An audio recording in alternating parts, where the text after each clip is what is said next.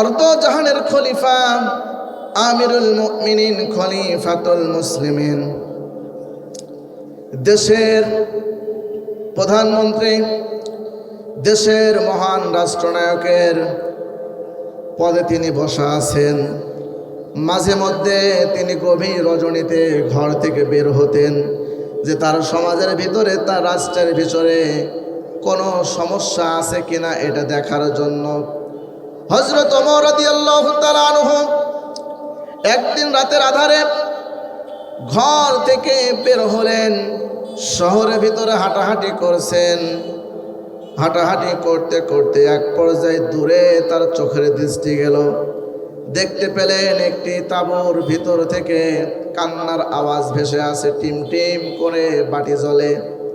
খলিফা ওমর সেই জায়গায় চলে গেলেন, গিয়ে দেখলেন যে একজন বৃদ্ধ মহিলা উঠানের উপরে হাড়ির ভিতরে পাথর আর পানি দিয়ে কি যেন নাড়াচাড়া করতেছে, আর এইদিকে বাচ্চারা কান্নাকাটি করে ক্ষুধার যন্ত্রণায়। বৃদ্ধ মহিলাকে ডাক দিয়ে বলেন, হে বৃদ্ধ মহিলা, এত রাত্রে কি করতেছো? তোমার বাচ্চারা কেনই বা কান্নাকাটি করে? বৃদ্ধ মহিলা ডাক দিয়ে বলেন, বাবা, কয়েকদিন ধরে আমরা এখানে তাঁবু গেড়ে আছি, ইনকাম করার মতো কোনো লোকজন আমাদের সংসারে নাই, আমার স্বামীও নাই, ইন্তেকাল করেছেন। সুতরাং আমরা অন্য দেশ থেকে এই দেশে এসেছি, আমরা এখানে খলিফার দরবারে হযরত ওমরের কাছে যাব, সেখানে গিয়ে কিছু সাহায্য সহযোগিতা পাই কিনা, এই জন্য তাঁবু গেড়ে আমরা সবাই এখানে বসে আছি। আমার বাচ্চারা কান্নাকাটি করে কয়েকদিন ধরে, আমার ঘরে কোনো খাবার নাই, তাদেরকে সান্ত্বনা দেওয়ার জন্য চুলার ভিতরে পানি দিয়ে পাথর দিয়ে নাড়াচাড়া করতেছি আর বলতেছি, একটু পরে রান্না হয়ে যাবে, তোমাদেরকে খেতে দেব। রান্না করতে করতে বাচ্চারা সবাই ঘুমায় গেছে। এই কথা শুনে হযরত ওমর থমকে দাঁড়িয়ে গেলেন। আল্লাহর স্মরণ হয়ে গেল, তার হৃদয় প্রকম্পিত হয়ে গেল। যারা মুমিন, যারা ঈমানদার, আল্লাহর স্মরণ যেই জায়গায় হয় তাদের অন্তর আত্মা আল্লাহর ভয়ে কেঁপে ওঠে। কথা বলেন ঠিক কিনা? আল্লাহ রাব্বুল আমিন সূরা আনফালের 2 নম্বর আয়াতে কারিমার ভিতরে ঘোষণা করে জানাই দিয়েছেন, ইন্নামাল মুমিনুনা আল্লাযীনা ইযা যুকিরাল্লাহু ওয়াজিলাত কুলুবুহুম ওয়া ইযা তুলিয়াত আলাইহিম আয়াতুহু যাদাতুহুম ঈমানাও ওয়া আলা রাব্বিহিম ইয়াতাওয়াক্কালুন। এই ঘোষণাকার আউযু বিল্লাহি মিনাশ শাইতানির রাজীম।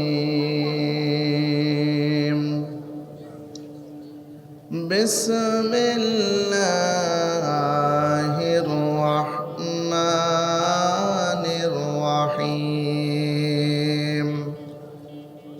হুয়াল্লাযী আখরাজাল্লাযীনা কাফারু মিন আহলিল কিতাবি মিন দিয়ারিহিম লিআউয়ালিল হাশর মা ظننتم أن يخرجوا وظنوا أنهم مانعتهم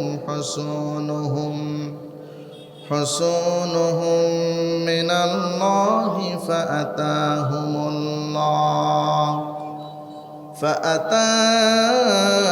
الله من حيث لم يحتسبوا وقذف في قلوبهم الرعب يخربون بيوتهم بأيديهم وأيدي المؤمنين فاعتبروا يا أولي الأبصار. صدق الله العظيم.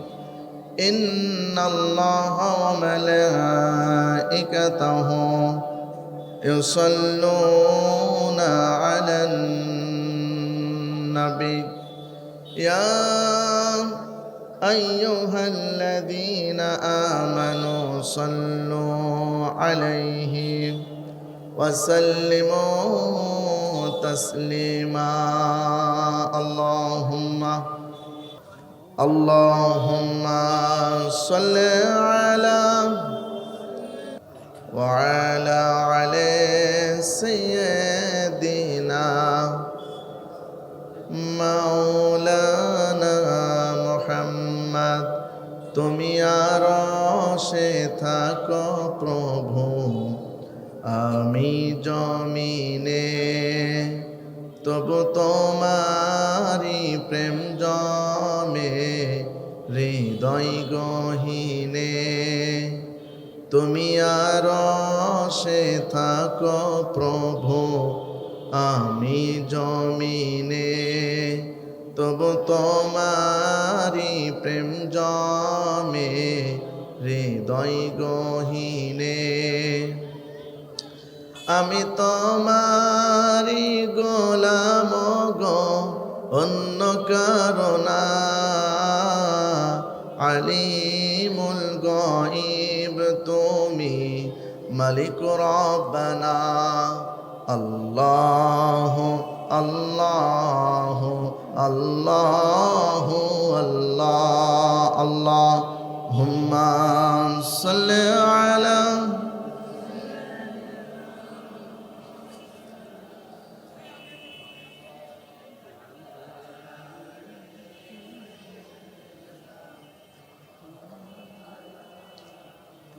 Allahumma salli ala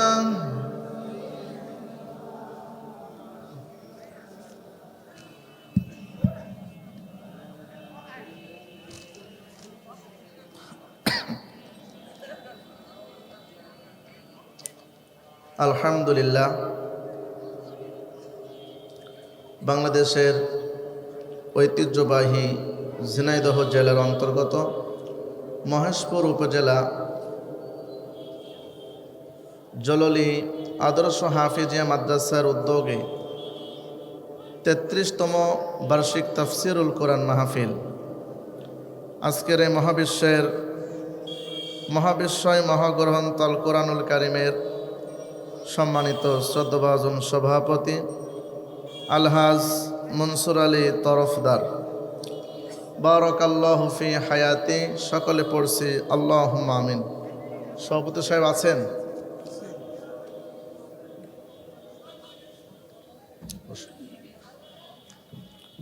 আজকের মাহফিলের একটু আগে আপনাদের সামনে সুললিত কণ্ঠে কোরআন এবং হাদিস থেকে আলোচনা করে আপনাদেরকে ধন্য করছিলেন আপনাদের এই গ্রামের কৃতি সন্তান, আমার অত্যন্ত প্রিয় স্নেহের ছোট ভাই, যার পদচারণা গোটা বাংলাদেশ জুড়ে রয়েছে, হাফেজ হজরত মাওলানা ইখলাসুর রহমান সুমন। আল্লাহ তাআলা তার এই গোলামকে গোটা বিশ্বের ময়দানে কোরআনের জন্যে কবুল করুন বলি আমিন। এবং আজকের মাহফিলে বিশেষ অতিথিবৃন্দ পরিচালনা করতেছেন এবং অত্র মাদ্রাসার সম্মানিত মুহতামিম, আজকের প্রধান আলোচক, বিশিষ্ট ইসলামী চিন্তাবিদ ও মুফাসসির কোরআন কারি মাওলানা হাবিবুর রহমান হাবিবি, রাজবাড়ী সাতক্ষীরা, এবং মঞ্চে উপস্থিত সম্মানিত শ্রদ্ধেয় ব্যক্তিবর্গ, উপস্থিত আছেন তারেক জামিল, সামনে বসা প্রিয় মুসল্লি একরাম, পদ্মার আড়ালের অবস্থানরত মা এবং বোনেরা, সকলের প্রতি আন্তরিক সালাম এবং শুভেচ্ছা। আসসালামু আলাইকুম ওয়া রাহমাতুল্লাহি ওয়া বারাকাতুহু। আল্লাহ সুবহানাহু ওয়া তাআলা দরবারে লাখ কোটি শুকরিয়া যে মহান মালিক সুবহানাহু ওয়া তাআলা দুনিয়ার সকল ব্যস্ততা থেকে আমাদেরকে মুক্ত রেখে আজকের এই জান্নাতের সুন্দর পরিবেশে আসার এবং বসার সুযোগ দান করে দিলেন। এজন্য সকলে পড়ছি আলহামদুলিল্লাহ। সেই সাথে আমাদের প্রিয় হাবিব বিশ্বনবী, যাকে আল্লাহ পাক রব্বুল আলামিন এ পৃথিবীর পথহারা, দিশাহারা, অসহায়, নির্যাতিত, নিপীড়িত, নিষ্পেষিত, নিগৃহীত, লাঞ্ছিত, বঞ্চিত মানুষের মুখে হাসি ফোটানোর লক্ষ্যে প্রায় ১,৫০০ বৎসর পূর্বে মক্কার ওই মরুপ্রান্তরে পাঠিয়েছিলেন। যে আমার আপনার প্রিয় হাবিব বিশ্বনবী এ পৃথিবীর ঘুণে ধরা আয়েমে জাহিলিয়াত, বর্বর অশ্লীলতার সমাজে পৃথিবীতে প্রেরিত হয়ে আর রব্বুল আলামিন প্রয়োজনীয়তার প্রেক্ষাপটে ধীরে ধীরে মানব জাতির সকল সমস্যা সমাধানের লক্ষ্যে আল্লাহ তাআলা একটি হেদায়েতের কমল পরশ নাজিল করেছিলেন। সেই কমল পরশের নামটা কি বলেন তো ভাইয়েরা? আল কোরআনুল কারীম। আল কোরআনুল কারীম। আল্লাহ সুবহানাহু ওয়া তাআলা সূরা ইব্রাহিমের ২ নম্বর আয়াতে কারিমায় ঘোষণা করে জানাই দিয়েছেন, কিতাবুন আনজালনাহু ইলাইকা লিতুখরিজান নাসা মিনাজ যুলুমাতি ইলান নূর।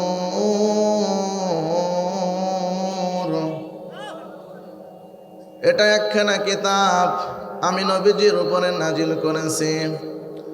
হে নবী, আপনি কোরআনের দাওয়াত দিয়া, কোরআনের নূর দিয়া, কোরআনের আলো দিয়া অন্ধকার সমাজকে পরিবর্তন করে এই সমাজে আপনি আলোর সমাজ কায়েম করে ফেলবেন।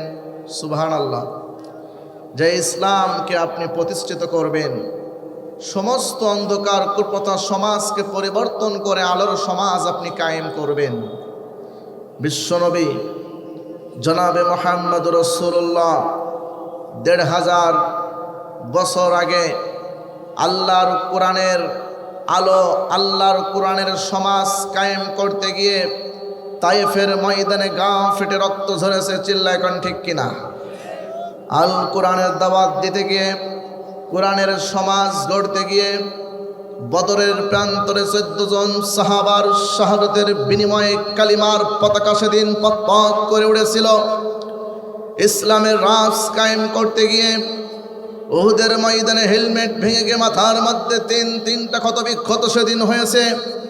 আল ইসলামকে প্রতিষ্ঠিত করতে গিয়ে ইয়ারমুক যুদ্ধে শত শত সাহাবারা আহত ক্ষত বিক্ষত হয়েছে। যুগে যুগে ইসলামকে প্রতিষ্ঠিত করতে গিয়ে আলেম উলামারা কোনো বাতিলের কাছে মাথা নত করে নাই। চিল্লায় কোন ঠিক কিনা?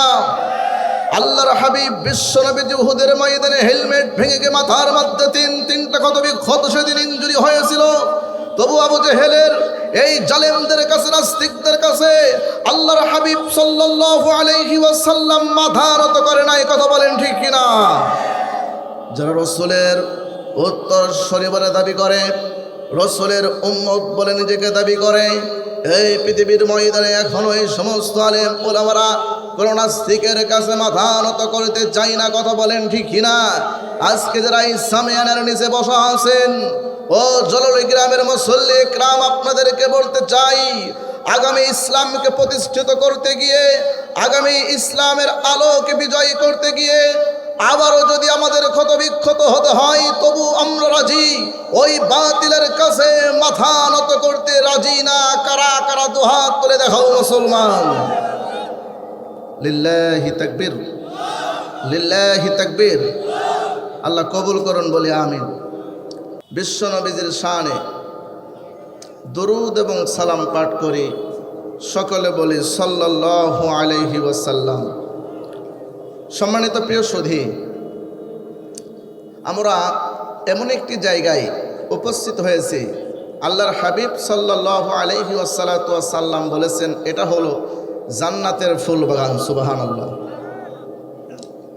কিন্তু আমার ডান দিক থেকে এত শব্দ আসতেছে, আলোচনা করাও খুব কষ্টকর। যারা এখানে ভলেন্টিয়ার ভাইদের দায়িত্ব আছে তাদের দৃষ্টি আকর্ষণ করছি, ডান পাশে কয়েক জায়গায় 4-5 জন করে ভাই দাঁড়িয়ে দাঁড়িয়ে আছে। আপনারা এদেরকে ধরুন এবং আস্তে করে সামনে নিচে বসিয়ে দিন। এবং এই রাস্তার উপর অসংখ্য মানুষ চলাফেরা করতেছে এবং সামনে গিয়ে দেখলাম যে অনেক দোকানপাট বসেছে। যারা দোকান দিয়েছেন তাদের দৃষ্টি আকর্ষণ করছি, 10 মিনিটের ভিতরে দোকান বন্ধ করবেন। মাহফিল কর্তৃপক্ষ এখানে আছেন? এই যত জায়গায় মাহফিলে যাই, এই দোকানপাট যারা বসায় তারাই এই মাহফিলকে নষ্ট করে। প্রত্যেকটা জায়গায় মাহফিলকে নষ্ট করার মূল নায়ক হলো এই দোকানদাররা। এরা একেবারে সব কিছু শেষ করে ফেলতেছে সারা দেশ জুড়ে। আর যদিও বা এখানে বসে, সম্মানিত ম্যানেজিং কমিটির সদস্যদের দৃষ্টি আকর্ষণ করছি, আজকের এই কমিটির আকর্ষণ করছি, আপনারা প্রত্যেকটা দোকান থেকে 1000 করে টাকা নেন। 1000 করে টাকা নেন, দোকান সারা রাত চালাক, কোনো আপত্তি নাই। যেহেতু আজকের মাহফিলে আপনাদের এই মাদ্রাসার কিছু দান সাদাকাও করা লাগবে, কথা বলেন ঠিক কিনা? 10 মিনিটের ভিতরে দোকান বন্ধ করুন, আর না হয় কমিটির হাতে 1000 করে টাকা আপনারা দিবেন। সম্মানিত ভাইরা আমার, জললি হাফিজিয়া মাদ্রাসার উদ্যোগে আজকের এই তাফসিরুল কোরআন মাহফিল, বলে সুবহানাল্লাহ। আল্লাহর হাবিব সাল্লাল্লাহু আলাইহি ওয়াসাল্লাম জানিয়েছেন, তালাবুল ইলমি ফরিদাতুন আলা কুল্লি মুসলিমিন ওয়াল মুসলিমাত। প্রত্যেক নরনারীর উপর ইলমে জ্ঞান অর্জন করা ফরজে আইন। 2 চোখ দিয়ে দেখতে পাচ্ছি। আপনাদের গ্রামবাসীকে আমি ধন্যবাদ দিতে চাই এজন্য যে দীর্ঘদিন ধরে আপনারা এমন একটি দিনী প্রতিষ্ঠানের সাথে সম্পর্ক রেখেছেন, ভালোবাসা রেখেছেন, আলহামদুলিল্লাহ। কেননা এই যে দিনী প্রতিষ্ঠান, দিনী একটি মাদ্রাসা, যেখানে পৃথিবীর ভিতরে সব চাইতে দামি কিতাব, দামি গ্রন্থ পড়ান হয়, তার নামটা হলো মহাগ্রন্থ আল কোরআন, বলি সুবহানাল্লাহ। আল্লাহর কোরআন বলে, রসুলের হাদিস বলে, সব চাইতে দামি বিশ্ববিদ্যালয়, সব চাইতে দামি ইউনিভার্সিটি তো সেটা যে জায়গায় আমার মহাগ্রন্থ আল কোরআনুল কারীম পড়ানো হয়, বলি সুবহানাল্লাহ। সম্মানিত প্রিয় ভাইরা আমার, এই মাদ্রাসার যিনি মুহতামিম হাফেজ মেহেদি হাসান মাহিন, রাত 3:30 থেকে শুরু করে 10টা পর্যন্ত তিনি কোরআনের ছাত্রদের পিছনে সময় দেন, শ্রম দেন, সংগ্রাম করেন, চেষ্টা চালান। আর এটার সাথে যারা অর্থ দিয়ে, সম্পদ দিয়ে যারা পাশে আছেন, প্রত্যেকের মর্যাদা সম্মান মহান আল্লাহর কাছে সব চাইতে বেশি। কেননা এখানে কোনো মহাভারত পড়ানো হয় না, এখানে কোনো গীতা পাঠ করানো হয় না, অন্যান্য কিতাবের শিক্ষা এখানে দেওয়া হয় না। এখানে শিক্ষা দেওয়া হয় মহাগ্রন্থ আল কোরআনুল কারীমের, বলি সুবহানাল্লাহ। আমরা নিজেদেরকে মুসলিম দাবি করি, আমরা নিজেদেরকে ইমানদার দাবি করি। যারা মুসলিম, যারা ইমানদার, তাদের 1 নম্বর সবক হলো, 1 নম্বর দায়িত্ব হলো মহাবিশ্বের মহাবিশ্বয় মহাগ্রন্থ আল কোরআনুল কারীম তেলাওয়াত করা, বলি সুবহানাল্লাহ। কেননা বিশ্বনবী জনাবে মুহাম্মদ রাসূলুল্লাহর উপরে সর্বপ্রথম যে কোরআনের ওহীটা নাজিল হয়েছিল, সেই শিক্ষাটা হলো সূরা আলাকের প্রথম 5 আয়াত। কোন সূরা? সূরা আলাক। কয় আয়াত? 5 আয়াত। আল্লাহ রাব্বুল আলামিন 1500 বছর আগে জানায় দিয়েছেন, ইকরা বিসমি রাব্বিকাল্লাযী খলাক, খলাকাল ইনসানা মিন আলাক। জিবরিল আমিন প্রিয় হাবিবের নিকটে আসলেন, ওহী নিয়ে বার্তা নিয়ে নবীজিকে ডাক দিয়ে বলেন, হে আল্লাহর হাবিব আপনি পড়ুন। বিশ্ব নবীজি বললেন, আমি পড়তে জানি না। আল্লাহর হাবিবকে আবারও বলা হলো, আপনি পড়ুন। তিনি বললেন, আমি পড়তে জানি না, পড়তে পারিও না। আল্লাহ রাব্বুল আমিন নির্দেশনা দিলেন, জিবরিল আমিন আমার হাবিবকে, আমার বন্ধুরে বুকের সাথে একটু চাপ দাও। আমি আল্লাহ তাআলা তার অন্তরের ভিতরে মহাগ্রন্থ আল কোরআনুল কারীমকে আমি রেকর্ড করে দেব। দুইবার না পারায় তিনবারের বার বিশ্ব নবীজিকে বুকের ভিতরে টেনে জিবরিল আমিন আস্তে করে চাপ দিলেন। আল্লাহর হাবিবকে এবার বলা হলো, আপনি পড়ুন। বিশ্ব নবীজি জিবরিল আমিনের তেলাওয়াতের পরে পড়তে থাকলেন, ইকরা বিসমি রাব্বিকাল্লাযী খলাক খলাকাল ইনসানা মিন আলাক। বলি আল্লাহু আকবার। যিনি আপনাকে জমাটবাট রক্ত থেকে সৃষ্টি করেছেন সেই রবের নামে আপনি পড়ুন সুবহানাল্লাহ। আমাদের রব কয়জন? আমাদের রবকে বলেন কে?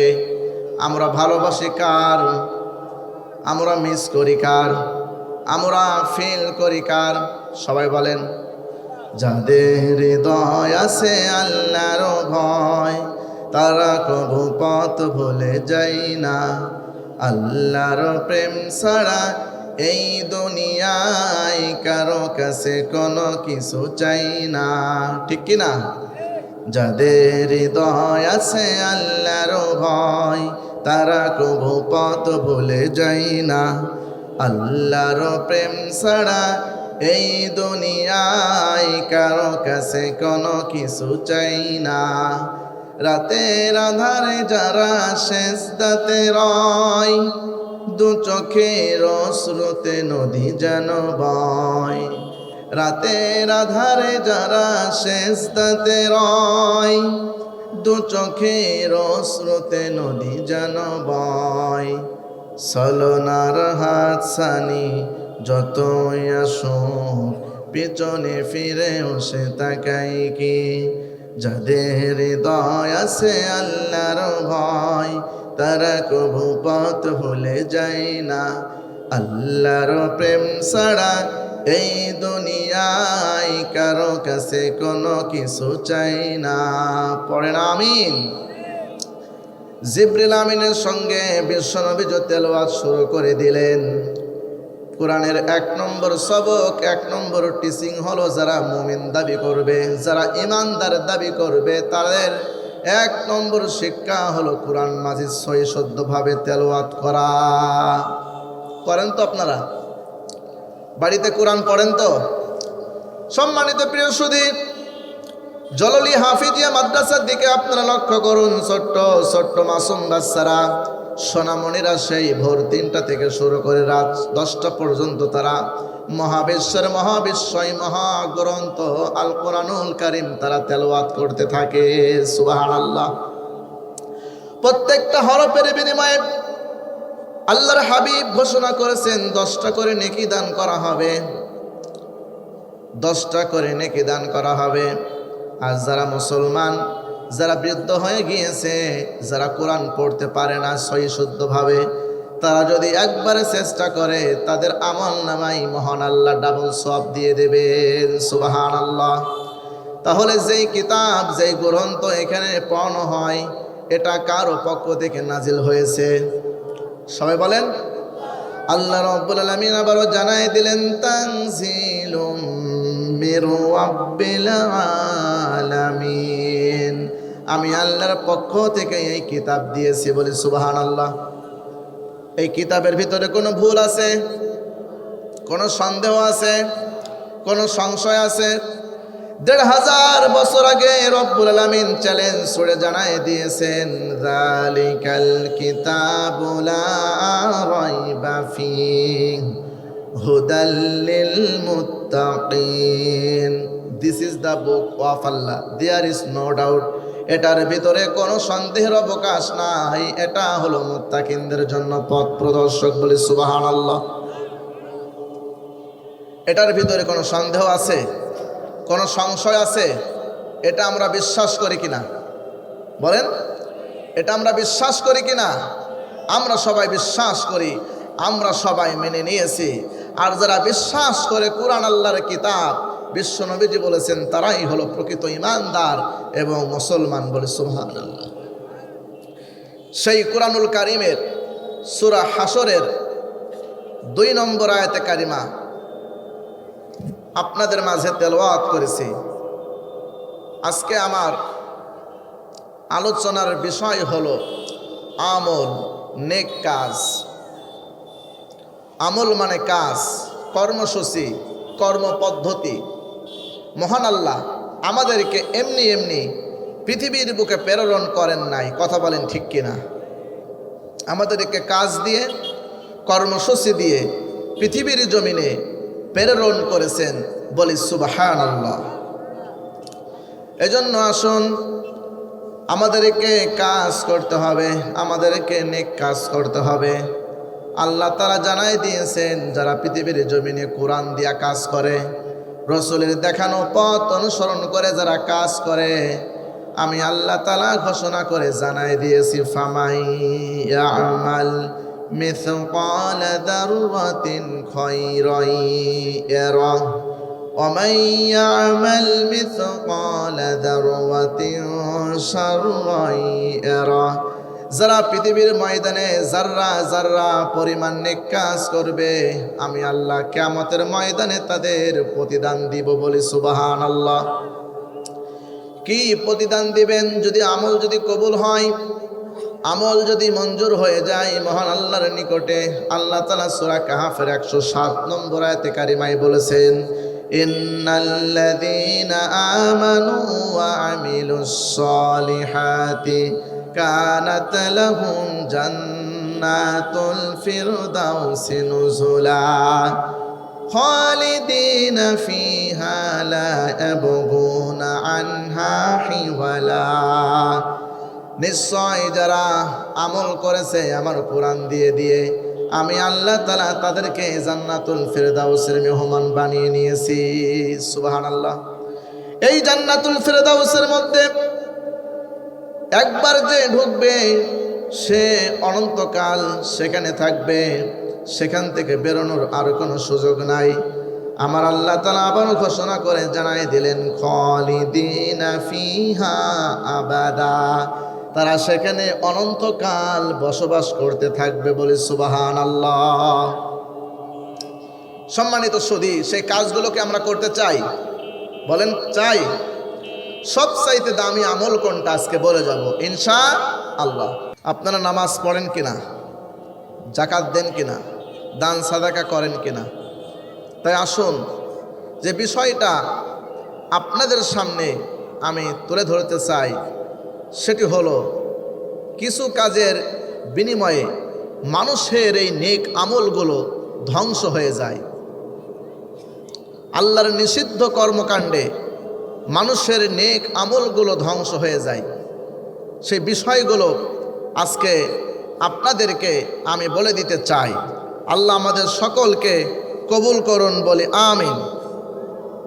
সম্মানিত প্রিয় সুধী, সম্মানিত প্রিয় হাজিরিন, আমি মহাগ্রন্থ আল কুরআনুল কারীম থেকে কয়েকটি কারণ পেয়েছি।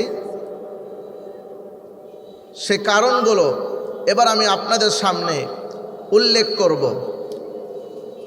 1 নম্বর কারণ হলো কুফর। 1 নম্বর কারণ হলো কুফর করা। এখন কুফর মানেটা কি? কুফরটা কি? আমরা যে এত কষ্ট করে আমল করি, নামাজ, রোজা, হজ, যাকাত, ইসলামিক আন্দোলন যা কিছু করি না কেন, এই বিষয়গুলি আল্লাহর দফতরে কবুল হচ্ছে কিনা, এই কারণগুলো যদি আমরা একটু জাস্টিফাই করি তাহলে সুস্পষ্টভাবে আমরা সবাই জেনে যাব। আল্লাহ আমাদের সকলকে জানার তৌফিক দান করুন, বলি আমিন। যারা নেক কাজ করেন, যদি এই নেক কাজ যদি কবুল হয়ে যায়, মহান রব্বুল আলামিন তাদেরকে জান্নাতের ঘোষণা করেছেন। কিন্তু পৃথিবীর জমিনে আমরা সবাই সমাজবদ্ধ লোক, আমরা নেক কাজ করি, আবার আল্লাহর নিষিদ্ধ কর্মকাণ্ডের সাথে আমরা জড়িত হই, যার কারণে আমাদের নেক আমলগুলো ধ্বংস হয়ে যায়। এক নম্বর কারণ হলো কুফর। কুফর শব্দের শাব্দিক অর্থ হলো ঢেকে দেওয়া, কবর দেওয়া, খনন করে মাটির ভিতরে পুঁতে দেওয়া। কুফর হলো দুই ভাগে ভাগ করা হয়েছে, একটা হলো কুফরে আসগর আর একটা হলো কুফরে আকবর। আকবরটা হলো যেটা এমন কুফর যেই কাজগুলো করলে সরাসরি ইসলাম এবং কোরআন থেকে, আল্লাহ থেকে, রাসূল থেকে সরাসরি সে বের হয়ে যায়। কথা বলেন ঠিক কিনা? সরাসরি সাংঘর্ষিক।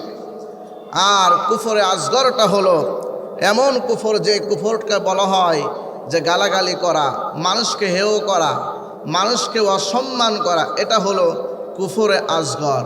তো বর্তমান গালাগালি আছে না নাই? বলেন আছে না নাই? আছে।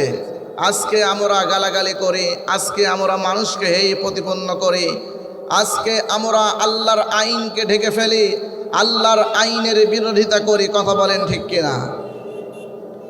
সম্মানিত প্রিয় সুধী আমার, আল্লাহ রাব্বুল আলামিন সুন্দর করে জানায় দিয়েছেন যারা কুফর নীতি অবলম্বন করবে এই পৃথিবীর জমিনে তাদের দুইটা বড় ক্ষতি হয়ে যাবে। এক নম্বর ক্ষতি হলো আল্লাহ তাআলা সরাসরি কুরআনুল কারীমের ভিতরে ঘোষণা করেছেন তাদের নেক আমলগুলো মরীচিকার মতো হয়ে যাবে। রব্বুল আলামিন সূরা নূরের 39 নম্বর আয়াতে কারিমার ভিতরে ঘোষণা করেছেন আল্লাযীনা কাফারু আ'মালুহুম কাসারাবিম বিকিআতি ইয়াহসাবুহুজ যামআনু মাআ হাত্তা ইযা জাআহু লাম ইয়াজিদহু শাইআন ووجد الله عنده فوفاه حسابه والله سريع الحساب। যারা পৃথিবীর ময়দানে আল্লাহর কোরআনের আইন ঢেকে ফেলে, আল্লাহর কোরআনের বিধানকে ঢেকে ফেলে, যারা মানুষকে গালাগালি করে, আল্লাহ তাআলা সূরা নূরের আয়াতে কারিমার ভিতরে ঘোষণা করেছেন তাদের নেক আমলগুলো নিষ্ফল হয়ে যায়, তাদের নেক আমলগুলো ধ্বংস হয়ে যায়, তাদের নেক আমলগুলো মরীচিকার মতো হয়ে যায়। মরীচিকার সাথে আল্লাহ সুবহানাহু ওয়া তাআলা উদাহরণ দিয়ে এখানে জানাই দিয়েছেন যারা কুফর নীতি অবলম্বন করে তাদের আমলগুলো মরীচিকা হয়ে যায়। যেমনভাবে একজন পিপাসার্ত ব্যক্তি যখন মরুভূমির ভিতরে যখন ঘুরে হাঁটাহাঁটি করে পানির জন্য ছটফট করতে থাকে, পানি পান করার জন্য বিভিন্ন জায়গায় খোঁজাখুঁজি করে কিন্তু কোনো জায়গায় পানি পায় না। মরুভূমির মাঝখানে হঠাৎ করে দেখতে পাই ওই জায়গায় পানি আছে, কিন্তু হাঁটতে হাঁটতে গিয়ে এক পর্যায়ে দেখা যায় যে ওই জায়গায় পানি না, ওটা হলো মরীচিকা। কথা বলেন ঠিক কিনা? আল্লাহ সুবহানাহু ওয়া তাআলা ঘোষণা করে জানাই দিলেন আল্লাহু সারিউল হিসাব। যারা কুফর নীতি অবলম্বন করে আমি আল্লাহ তো এইভাবেই তাদেরকে আমি হিসাব নিয়ে থাকি। কথা বলেন ঠিক কিনা? এরপরে রব্বুল আলামিন জানাই দিলেন যারা কুফর নীতি অবলম্বন করবে সূরা ইব্রাহিমের 18 নম্বর আয়াতে কারিমায় আল্লাহ তাআলা আবারও জানালেন মাতালুল্লাযীনা কাফারু বিরাব্বিহিম আমালুহুম কারামাদিন ইশতাদ্দাত বিহির রিহু ফি ইয়াউমিন আসিফ লা ইয়াকদিরুনা মিম্মা কাসাবু আলা শাই যালিকা হুয়াদ-দালালুল বাঈদ। এই ঘোষণাকার যারা পৃথিবীর ময়দানে আল্লাহর আইন ঢেকে দেয়, যারা পৃথিবীর ময়দানে রসুলের আইনকে ঢেকে দেয়, তাদের নেক আমলগুলো ছায়ের সাথে মহান আল্লাহ তুলনা করেছেন। ছায়ের সাথে কেন তুলনা করলেন? ছাই সাথে এজন্যই তুলনা করেছেন এই জায়গায় যদি একটু ছাই রাখা হয়, ছাইরে যদি স্তূপ করা হয়, আর একটু পরেই যদি জলোচ্ছ্বাস ঘূর্ণিঝড় শুরু হয়, বাতাস যদি প্রবল বাতাস হয়, তাহলে এই জায়গায় ছায়ের কোনো অস্তিত্ব থাকবে? বলেন থাকবে? ছাই কিন্তু থাকবে না, ছাই কিন্তু এক পর্যায়ে উড়ে যাবে। উড়তে উড়তে ছায়ের এক পর্যায়ে কোনো কিছুই থাকবে না, অস্তিত্ব পর্যন্ত বিলীন হয়ে যাবে। যারা পৃথিবীর ময়দানে নামাজ পড়ে, রোজা করে, হজ করে, যাকাত আদায় করে, ইসলামিক আন্দোলন করে, কিন্তু পৃথিবীর ময়দানে যারা আল্লাহর আইন ঢেকে দিয়ে মানবরচিত আইনকে যারা খাড়া করতে চায়, তাদের নামাজ, রোজা, হজ, যাকাত সব কিছু ছায়ের মতো উড়ে যায়। কথা বলেন ঠিক কিনা? আজকে আমরা লক্ষ্য করছি, আজকে মুসলমান দাবি করে আর আল্লাহর আইন এই জমিনে কায়েম হোক, এটা তারা চাই না। কথা বলেন ঠিক কিনা? শবে বরাতের রাত্রে ইমাম সাহেবের পিছনে গতকাল নামাজও পড়েছে, চিল্লা এখন ঠিক কিনা?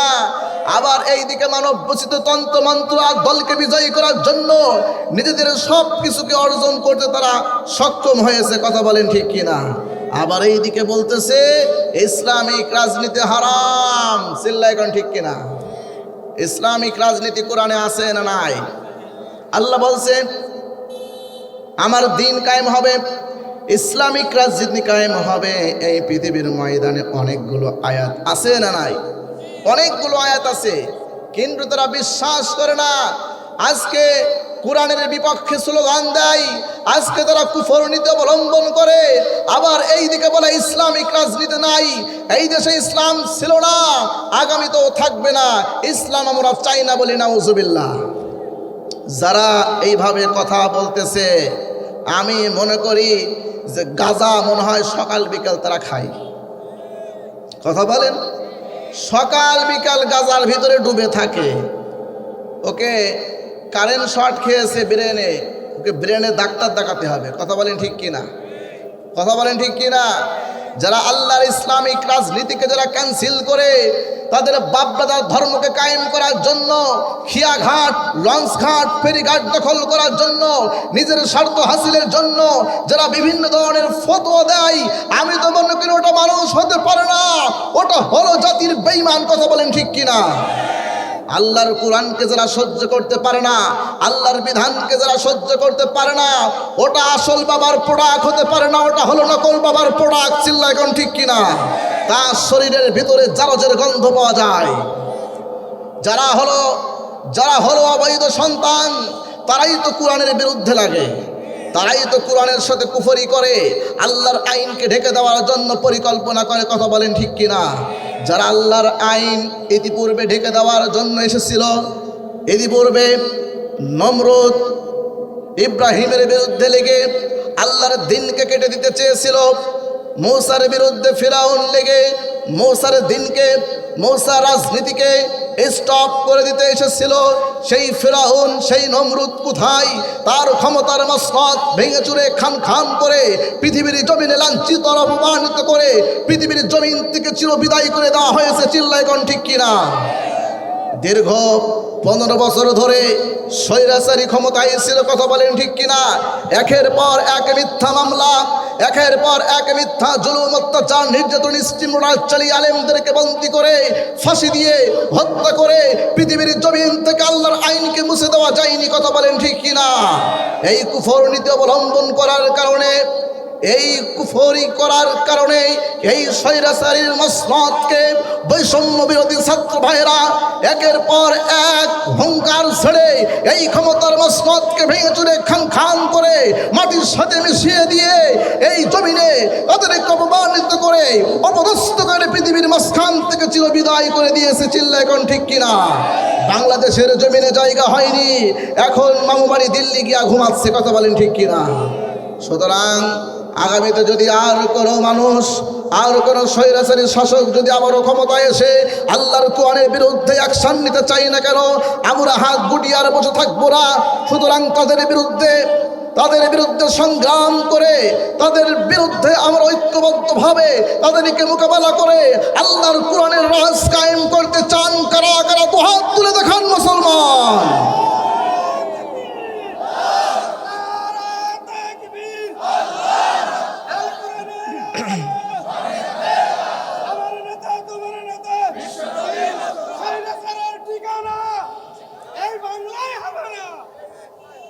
আল্লাহ তাআলা কবুল করুন, বলি আমিন।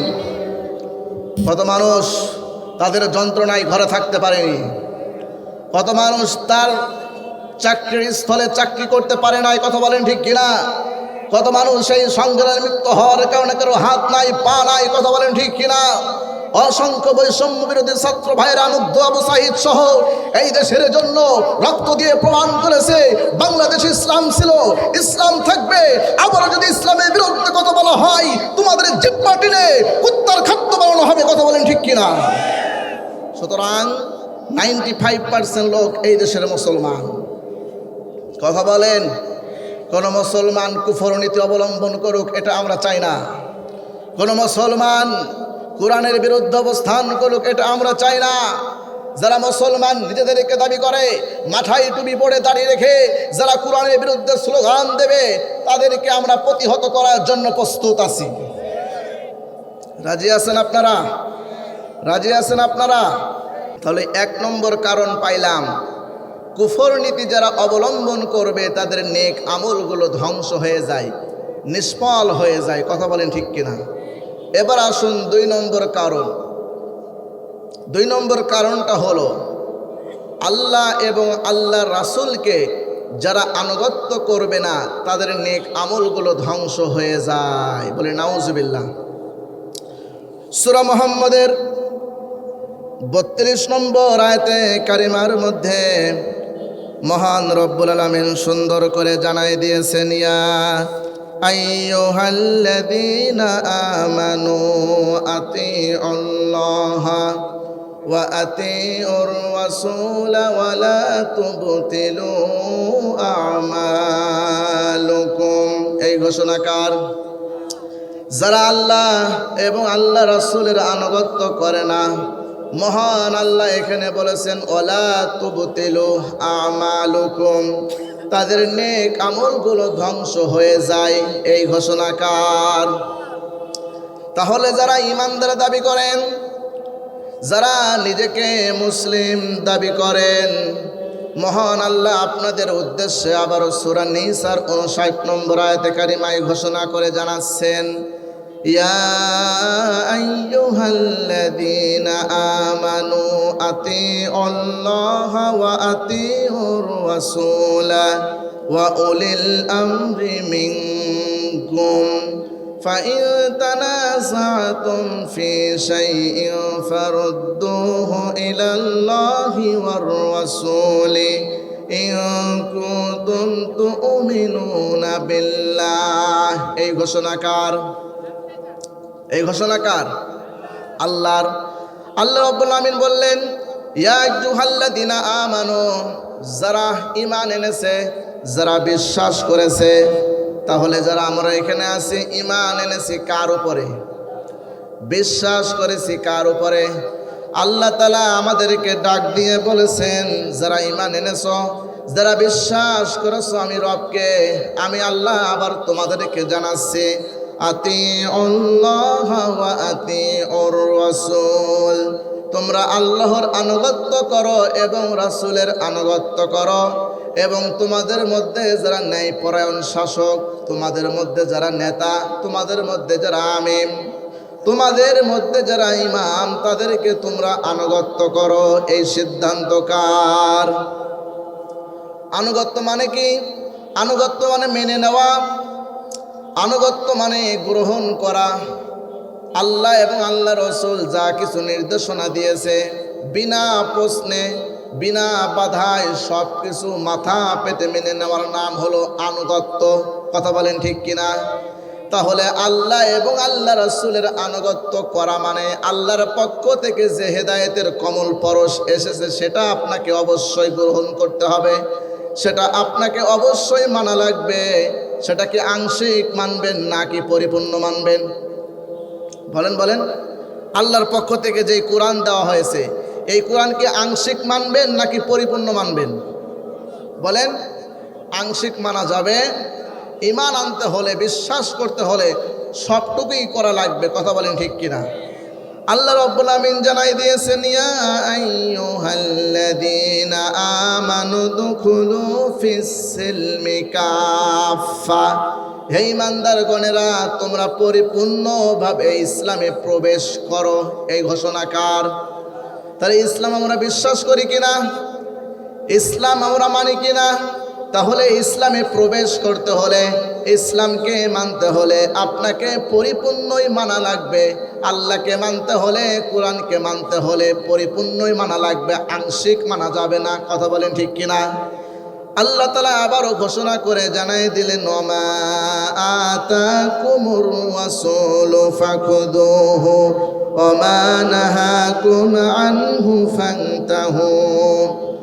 রাসূল যেটা তোমাদেরকে নির্দেশনা দিয়েছেন তোমরা সেটা মেনে নাও, গ্রহণ করো।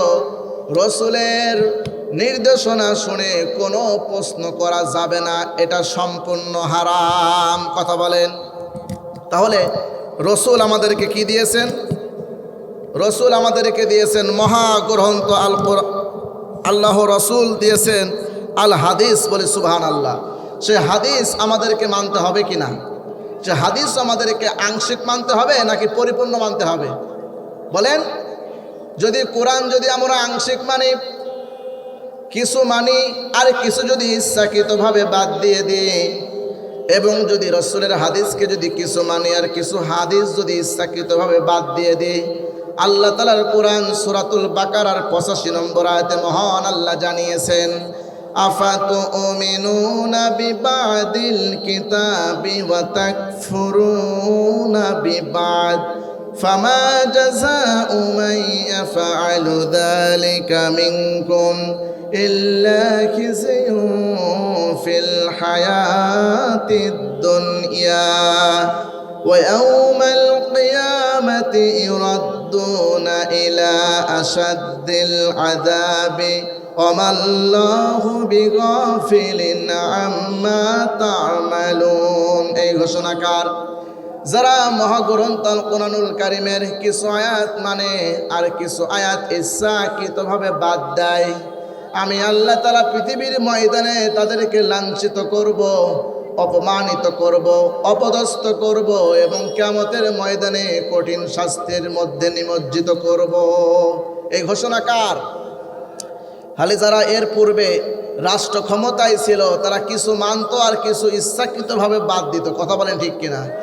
যেইগুলো মানলে ক্ষমতার মসনদ টিকে থাকবে সেইগুলো তারা গ্রহণ করত, আর যেইগুলো মানতে গেলে ক্ষমতার মসনদ ছিন্ন ভিন্ন হয়ে যাবে সেইগুলো তারা মানতে চায়নি। চিল্লায় এখন ঠিক কিনা? আল্লাহ বলেন যারা মানবে না পৃথিবীর ময়দানে আমি তাদেরকে লাঞ্ছিত আর অপমানিত করব। আজকে তারা লাঞ্ছিত আর অপমানিত হয়েছে কিনা? সবাই বলেন হয়েছে কিনা? তারা কিন্তু লাঞ্ছিত আর অপমানিত হয়েছে, এমনভাবে লাঞ্ছিত হয়েছে উঠে দাঁড়িয়ে যে পরিচয় দেবে যে আমি অমুক দল করি, এই সাহস এখন আর নাই। বর্তমান অন্তর্বর্তীকালীন যে সরকার সিদ্ধান্ত গ্রহণ করেছে স্বরাষ্ট্র মন্ত্রণালয় থেকে, আজকে যৌথ বাহিনীর অভিযান চলতেছে ডেভিল হান্ট। কথা বলেন ঠিক কিনা? শয়তান শিকার হাজার হাজার মানুষ, এই শয়তান আজকে অ্যারেস্ট হচ্ছে, আজকে তারা গ্রেফতার হচ্ছে। দীর্ঘ 15 থেকে 16 বছর ধরে যারা ইসলাম নিয়ে বাঁচতে চেয়েছিল, যারা কোরআন নিয়ে বাঁচতে চেয়েছিল, তাদেরকে তোমরা একটি রাতও বাড়িতে ঘুমাতে দাওনি। কথা বলেন ঠিক কিনা? বাড়ি আসার সঙ্গে সঙ্গে ওই নাস্তিকেরা, ওই কুলাঙ্গারের বাচ্চারা ইশারা দিয়ে, টেলিফোন দিয়ে মানুষদেরকে পুলিশ এনে বাড়িতে ধরিয়ে দিয়েছে। কথা বলেন ঠিক কিনা? এতদিন তোমাদেরকে সহ্য করেছে, কিন্তু মহান আল্লাহ তোমাদের পাপের বোঝা যখন পরিপূর্ণ হয়ে গিয়েছে, তোমাদেরকে এমনভাবে ধরেছে, এমনভাবে গ্রেফতার করেছে, কোন জালেমের বাচ্চার সাহস নেই আল্লাহর এই আযাব থেকে তোমাদেরকে বাঁচাবে। কথা বলেন। ইতিপূর্বে যারা এই কোরআনের বিরুদ্ধে লিখেছিল তারাই একে একে বিদায় হয়ে গেছে। কথা বলেন। তারাই কিন্তু একে একে বিদায় হয়ে গিয়েছে। বর্তমান যারা উল্টো পাল্টা কথা বলো, মৌলবাদীর তকমা দাও, জঙ্গিবাদের তকমা দাও, আবারও যুদ্ধ অপরাধী বলে ঘোষণা দিচ্ছ, আবারও বলতেছো বিচার কার্যক্রম এখনো শেষ হয়নি, মানবতা বিরোধীর শক্তিদেরকে আবারও বিচার করা হবে। এই বাংলাদেশের 16 কোটি মুসলমান এই যুদ্ধ অপরাধীর তকমা আর গিলবে না। কথা বলেন ঠিক কিনা?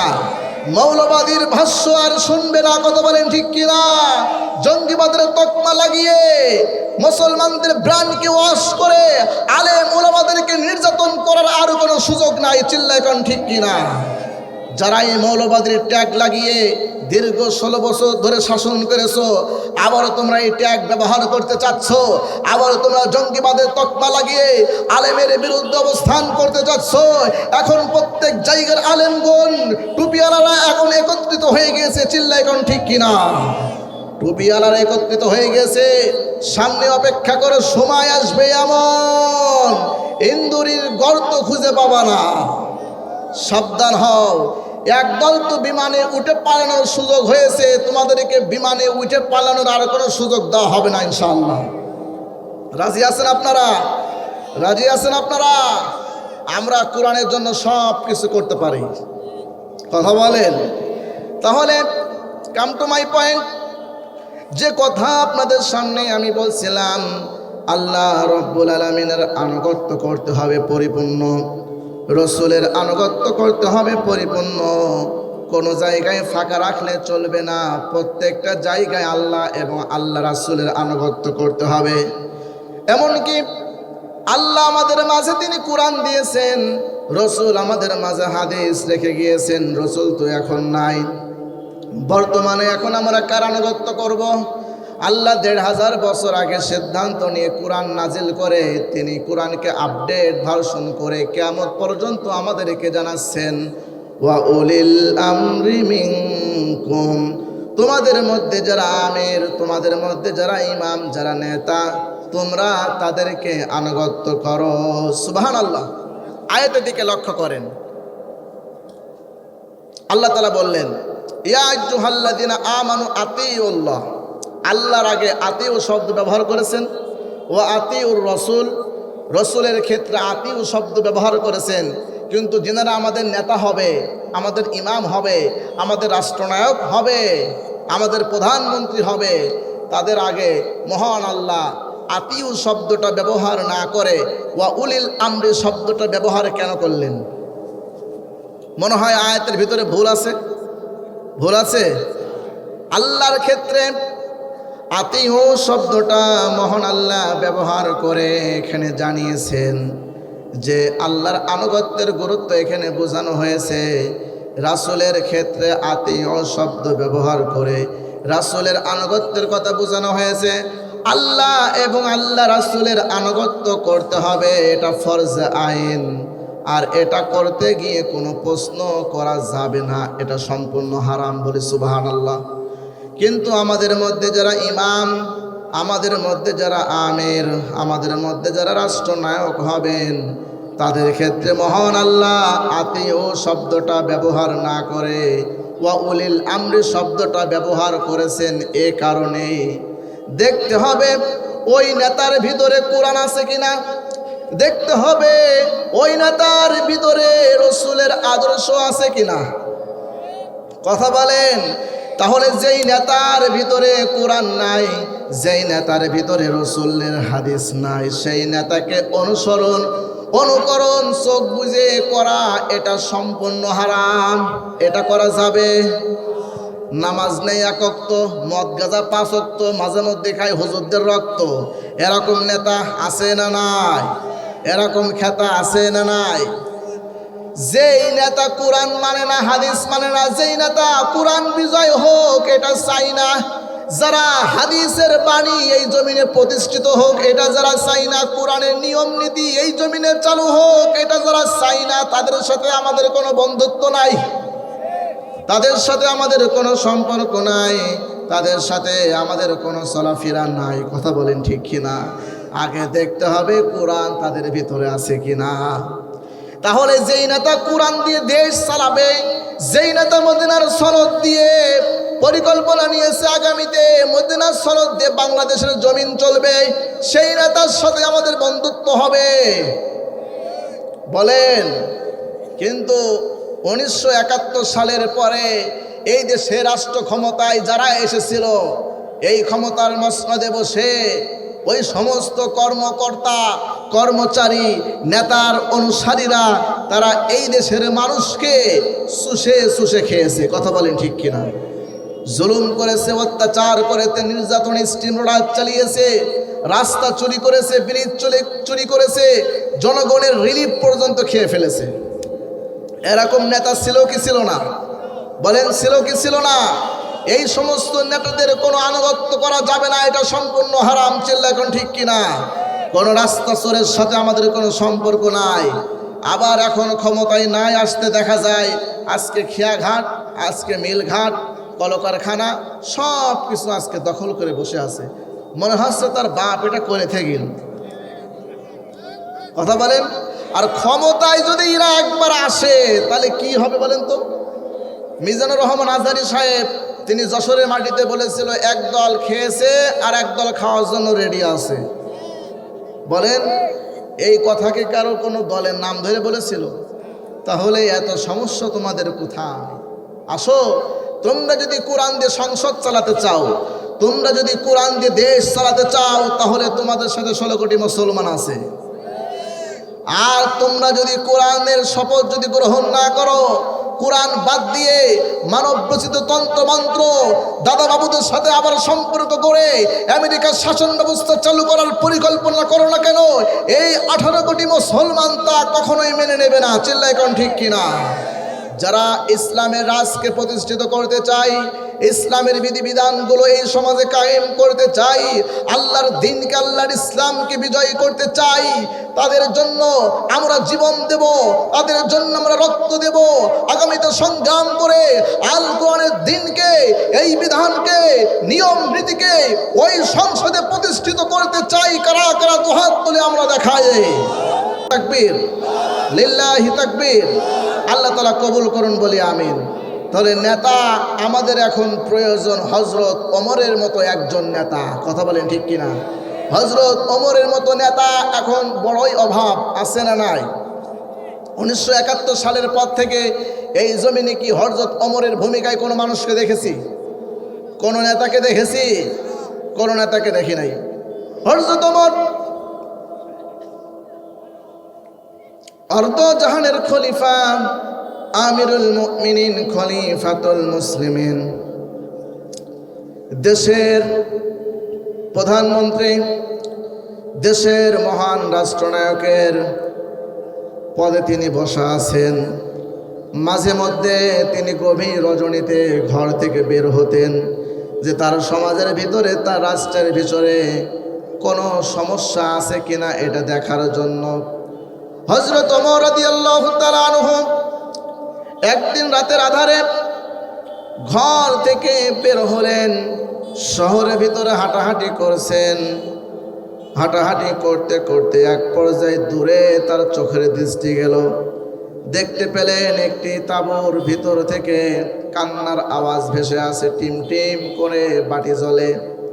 খলিফা ওমর সেই জায়গায় চলে গেলেন, গিয়ে দেখলেন যে একজন বৃদ্ধ মহিলা উঠানের উপরে হাড়ির ভিতরে পাথর আর পানি দিয়ে কি যেন নাড়াচাড়া করতেছে, আর এইদিকে বাচ্চারা কান্নাকাটি করে ক্ষুধার যন্ত্রণায়।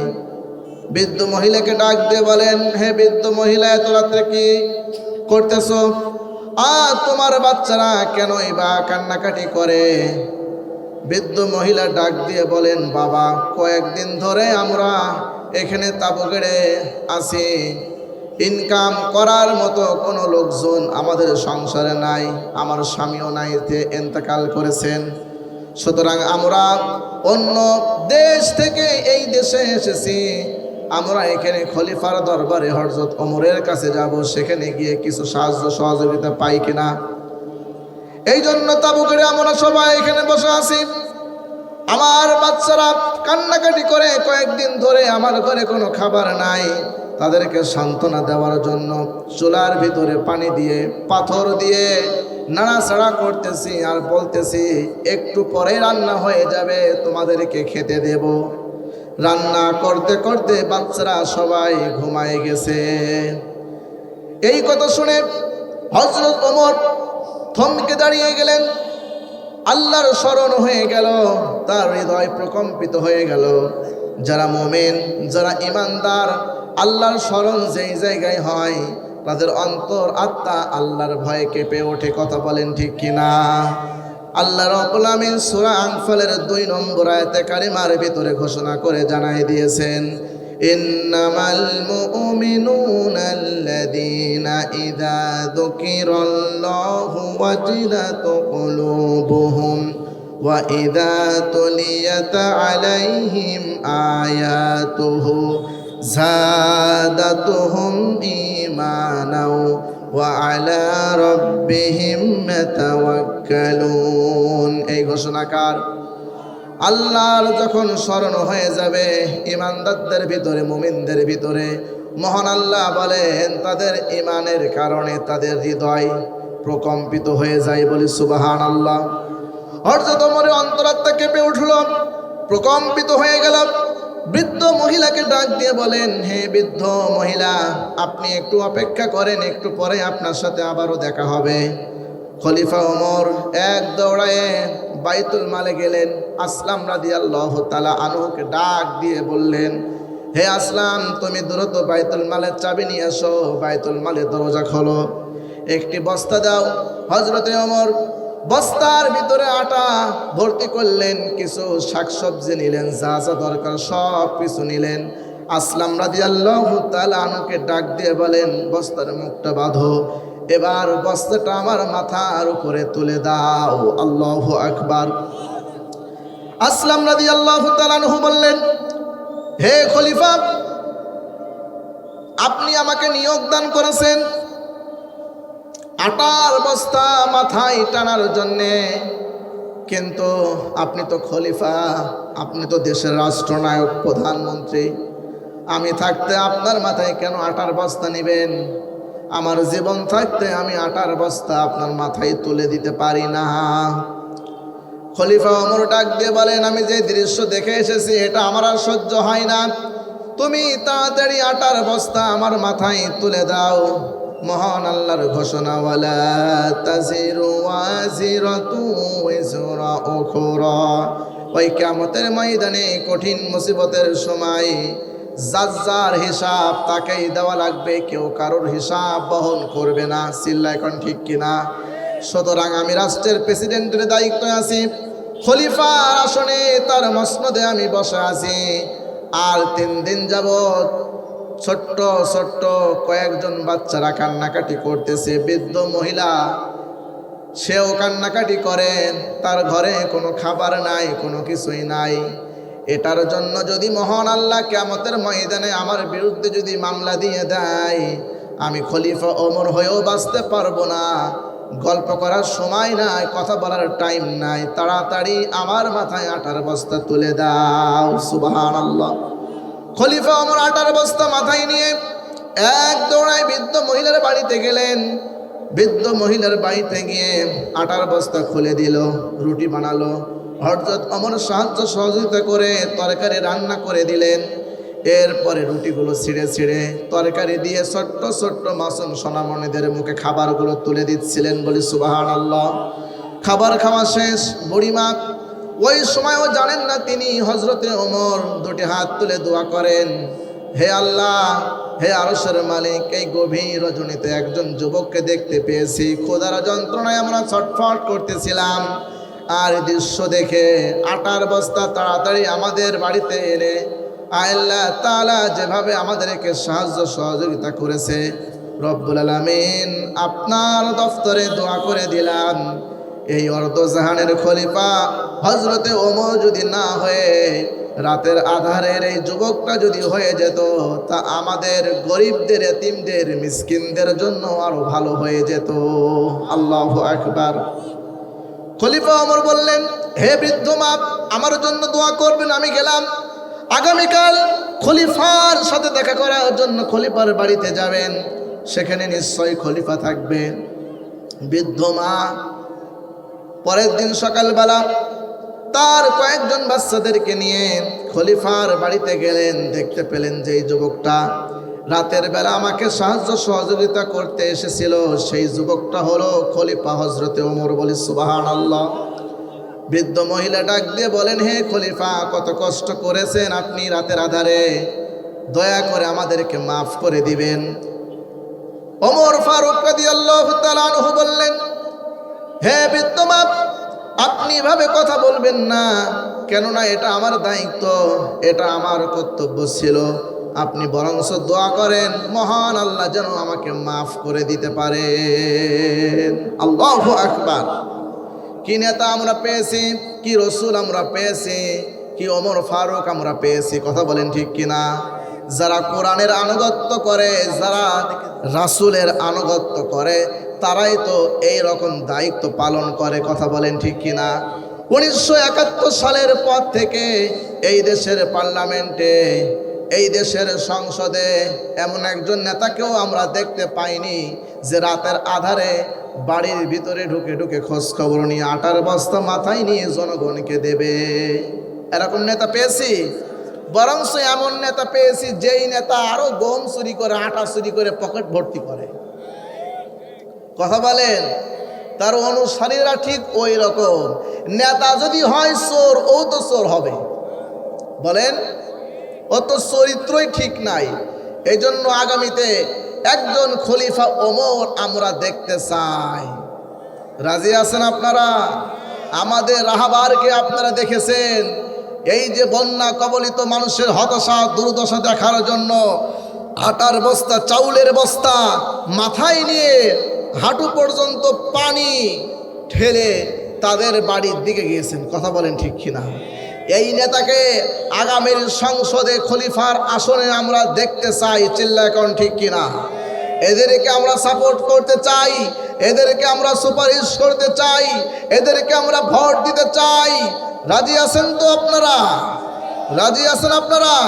কারা কারা এই নেতাদেরকে ভোট দিয়ে জয়যুক্ত করে, বিজয়ী করে কোরআনের রাজ কায়েম করতে চান? দুহাত তুলে মালিককে দেখায় দেন। লিল্লাহি তাকবীর, লিল্লাহি তাকবীর। আল্লাহ তাআলা কবুল করুন, বলি আমিন। সম্মানিত প্রিয় সুধী, তাহলে যে কথা আপনাদের সামনে আমি বলছিলাম, তাহলে আল্লাহর আনুগত্য যারা করবে, রাসূলের আনুগত্য করবে, আমিরদের যারা আনুগত্য করবে, মহান আল্লাহ তাআলা জানাই দিয়েছেন, ফাইম্মা ইয়াতিয়ান্নাকুম মিন্নি হুদান ফামান তাবিআ হুদায়া ফালা খাউফুন আলাইহিম ওয়ালা হুম ইয়াহজানুন। তাদের কোনো চিন্তা নাই, তাদের কোনো দুঃখ নাই, তাদের কোনো কষ্ট নাই, বলে সুবহানাল্লাহ। আল্লাহ তাদেরকে জান্নাত দান করবেন, বলে সুবহানাল্লাহ। সম্মানিত প্রিয় সুধী, তাহলে যারা নেতার আনুগত্য করবে না, যারা রাসূলের আনুগত্য করবে না, তাদের জন্য অনেক বড় গজব আছে না নাই? অনেক বড় শাস্তি আছে না নাই? আল্লাহ তাআলা জানিয়েছেন সূরা হাসরের 3 নম্বর আয়াত। মহান আল্লাহ বলেন, হুয়াল্লাযী আখরাজাল্লাযীনা কাফারু মিন আহলিল কিতাবি মিন দিয়ারিহিম লিআউওয়ালিল হাশর মা যানানতুম আন ইয়াখরাজু ওয়া যান্নু আন্নাহুম মানিআতুহুম হুসুনুহুম মিনাল্লাহ। এই ঘোষণাকার যারা আল্লাহ এবং আল্লাহ রাসূলের আনুগত্য করে না, যারা সরাসরি আল্লাহ এবং আল্লাহ রাসূলের বিরোধিতা করে, মহান আল্লাহ সূরা হাসরের 4 নম্বর আয়াতে বলেছেন তাদের অবস্থা তো এই রকমই হয়। সেটা কি রকম একটু ধারণা দিয়ে এই মূল পয়েন্টের দিকে আমি ফিরে যাব। যেহেতু এই জায়গায় একটি হাফিজিয়া মাদ্রাসা আছে, অনেক ছাত্র এখানে আছে, তাহলে যারা আল্লাহ এবং আল্লাহ রসুলের বিরোধিতা করে তাদের দুনিয়াতে কি শাস্তি হয় আর আখিরাতে কি শাস্তি হয়, 2 মিনিটের ভিতরে কথাটা উপস্থাপন করে মূল আলোচনার দিকে আমি চলে যাব ইনশাআল্লাহ। সম্মানিত প্রিয় সুধী, আল্লাহ তাআলা বলেছেন, হুয়াল্লাযী আখরাজাল্লাযীনা কাফারু মিন আহলিল কিতাব। তাদের অবস্থা তো এই রকমই হয়। হে নবী, আপনি তাদেরকে জানায় দেন যারা কুফর নীতি অবলম্বন করেছে, যারা কাফের হয়েছে, যারা আল্লাহর আনুগত্য যারা করেনি, যারা রসুলকে যারা মেনে নেয়নি, তাদের ঘর বাড়ি থেকে আমি আল্লাহ তাআলা বের করে দিয়েছি। আখরাজা, বের করে দিলাম। তাহলে আজকে দেখা গিয়েছে এই জমিনে আল্লাহ এবং আল্লাহর রাসূলের বিরোধিতা করার কারণে ওই ঘরের ভিতরে আর থাকতে পারেনি, ওখান থেকে বের করে মহান আল্লাহ পাঠিয়ে দিয়েছেন, কথা বলেন ঠিক কিনা? আর কিছু বাড়ি ঘরগুলো ধ্বংস করে মহান আল্লাহ দেন, সেইগুলো খণ্ড বিখণ্ড করে দেন, সেইগুলোর আর কোনো অস্তিত্ব থাকে না। চিল্লা এখন ঠিক কিনা? যাই ছিল জালেমদের সেই মূল শিকড়গুলো উপড়ায়ে মহান আল্লাহ এই জমিনে মাটির সাথে মিশায় দিয়েছেন কয়েকদিন আগে। বলেন দিয়েছেন কিনা? আল্লাহ তাআলা বলেছেন বিআইদিহিম ওয়া আইদিল মুমিনিন, যারা এটা দিয়েছেন, এই হাত দিয়ে যারা করেছেন তারা হলো প্রকৃত মুমিন এবং ঈমানদার। কথা বলেন ঠিক কিনা? তাহলে আমরা আজকে জানতে পারলাম যে আল্লাহ এবং আল্লাহর রাসূলের আনুগত্য না করলে তাদের আমলগুলো ধ্বংস হবে, তারা অপমানিত হবে, লাঞ্ছিত হবে, অপদস্থ হবে। চিল্লা এখন ঠিক কিনা? আর কুফর নীতি অবলম্বন করলে তাদের আমলগুলো ধ্বংস হয়ে যায়। কথা বলেন ঠিক কিনা?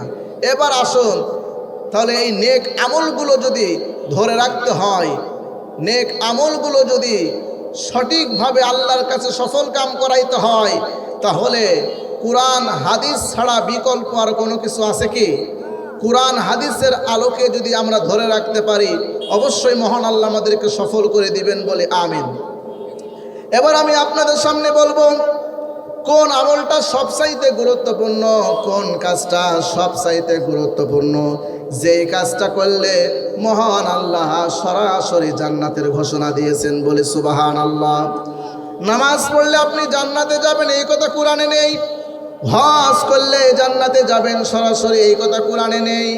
কিন্তু এমন দুইটা আমলের কথা বলা হয়েছে যেটা করলে সরাসরি মহান আল্লাহ জান্নাতের গ্যারান্টি দিয়েছেন বলে সুবহানাল্লাহ। সেই আমল আপনারা করতে চান? সেই আমল করতে চান কারা কারা? দুহাত তুলে দেখান। আল্লাহ কবুল করুন বলে আমিন। আল্লাহ রাব্বুল আমিন জানাই দিলেন ইন্নাল্লাহা আশতারা মিনাল মুমিনিনা আনফুসাহুম ওয়া আমওয়ালাহুম বিআন্না লাহুমুল জান্নাহ ইউকাতিলুনা ফি সাবিলিল্লাহি ফায়াকতুলুনা ওয়া ইউকতালুন। এই ঘোষণা কার?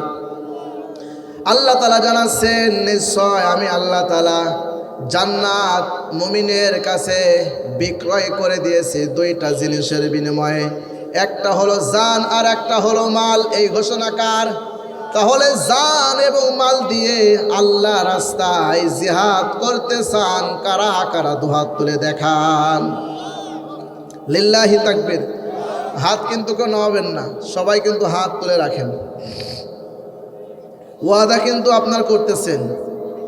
তাহলে জান্নাতের বিনিময়ে আমরা জান দিতে পারি, আর দ্বিতীয় নম্বর মালও দিতে পারি। রাজি আছেন? যে কোনো যদি একটা মিস্টেক হয়ে যায় জান্নাত কিন্তু পাবেন না। পাবেন নাকি? তাহলে জান মাল দুইটাই দেব তো ইনশাল্লাহ? দুইটাই দেব তো ইনশাল্লাহ? হাত নামান। আর যেটা উঠে যাবে মনে করবো সে জান্নাতে যাবে না। দেখবেন এবার এর ভিতর থেকে কে বা কাহারা উঠে যায়। তাহলে জান মাল আপনারা দিবেন এই ওয়াদা কিন্তু করেছেন। এজন্য আল্লাহ সুবহানাহু ওয়া তাআলা বললেন আল্লাহ রাস্তায় যদি কেউ জান দিয়ে সংগ্রাম করতে পারেন, কেউ যদি মাল দিয়ে সংগ্রাম সাহায্য সহযোগিতা করতে পারেন, রব্বুল আলামিন তাদেরকে জান্নাতের মেহমান হিসেবে কবুল করে নিয়েছেন। আপনি লক্ষ্য করুন, এই যে জললি গ্রামে একটি দামি বিশ্ববিদ্যালয়, একটি দামি ইউনিভার্সিটি আছে যেটার নাম হলো হাফেজিয়া মাদ্রাসা। এই জায়গায় কুরআনুল কারীম পড়ানো হয়, এই জায়গায় কুরআনুল কারীম শিক্ষা দেওয়া হয়। যারা কুরআনুল কারীম পড়ায়, যারা শিক্ষা দেয়, মহান আল্লাহ জানিয়ে দিয়েছেন তারাই তো হলো উত্তম মানুষ বলি সুবহানাল্লাহ। আর যারা কোরআনের মাদ্রাসায় যারা দান সাদাকা করে, যারা সাহায্য সহযোগিতা করে, তারা কোরআনের সাথে সম্পর্ক করলো, তারা কোরআনের সাথে বন্ধুত্ব করলো, যার কারণে কোরআন হাসরে মিজানে ফুলসিরাতে প্রত্যেকটা জায়গায় তাদের পাশে থাকবে সুবহানাল্লাহ। যে ব্যক্তি আল্লাহর রাস্তায় 1 টাকা দান করেন, মহান আল্লাহ রাব্বুল আমিন সুন্দর করে ঘোষণা করে জানাই দিয়েছেন মান জাআ বিল হাসানাতি ফালাহু আশরু আমসালিহা ওয়া মান জাআ বিস সাইয়্যাত। যে ব্যক্তি 1 টাকা দান করে আমি আল্লাহ তাআলা তাদের এই দানের বিনিময়ে 10 গুণ তাদের অর্থ সম্পদ বাড়িয়ে দিই সুবহানাল্লাহ। শুধু 10 গুণ মহান আল্লাহ বর্ধিত করেন তা নয়, আল্লাহ তাআলা আবারও ঘোষণা করে জানাই দিলেন, মাসালুল্লাযীনা ইউনফিকুনা আমওয়ালাহুম ফি সাবিলিল্লাহি কামাসালি হাববাতিন আমবাতাত সাবআ সানাবিলা ফি কুল্লি সুমবুলাতিন মিআতু হাব্বাহ আল্লাহু ইদাইফু লিমান ইয়াশা। এই ঘোষণাকার যে ব্যক্তি আল্লাহর রাস্তায় 1 টাকা দান করে, মহান আল্লাহ ঘোষণা করেছেন এই জমিনের ভিতরে একটি বীজ তারা বপন করলো, আর এই বীজ বপন করার পরে একটি চারা গাছে রূপান্তরিত হয়। আর এই চারা গাছ যখন জন্মায়, এই চারা গাছে 7টা শীষ হয় এবং প্রত্যেকটা শীষে মহান আল্লাহ 100 করে দানা দান করেন। তাহলে 7 শীষে যদি 100 করে দানা থাকে, তাহলে একটা বীজ বপনের কারণে মহান আল্লাহ 700টা সেখানে সরিষা দেয়। বলি সুবহানাল্লাহ।